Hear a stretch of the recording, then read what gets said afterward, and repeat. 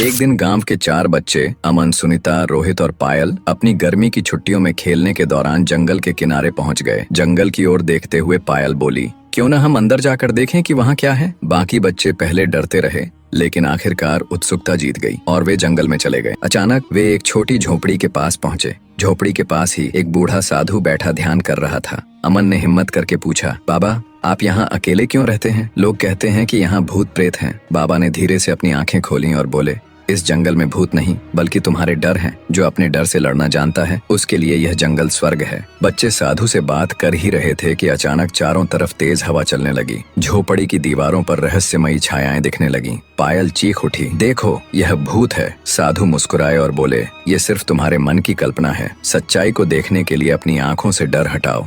साधु ने बच्चों को जंगल के एक गहरे हिस्से में ले जाकर एक बड़ा गड्ढा दिखाया। वहाँ एक पेड़ की सूखी जड़ें थीं। यही वो बरगद का पेड़ है। इसे बचाने की जरूरत है। इसे फिर से लगाओ और सब कुछ ठीक हो जाएगा। बच्चों ने गांव में जाकर सबको इस बारे में बताया। पहले तो लोग नहीं माने, लेकिन बच्चों की जिद के आगे झुक गए। सबने मिलकर बरगद के पेड़ की जड़ें वापस लगाईं और जंगल की सफाई शुरू की। धीरे धीरे अजीब घटनाएं खत्म होने लगीं। कहानी खत्म होते होते गाँव वालों को एहसास हुआ कि असली भूत उनकी खुद की लापरवाही और लालच था। जब उन्होंने प्रकृति का सम्मान किया तो सब कुछ ठीक हो गया। साधु ने बच्चों को आशीर्वाद दिया और कहा, याद रखना, प्रकृति तुम्हारी माँ है। उसकी रक्षा करोगे तो वह हमेशा तुम्हारा ख्याल रखेगी।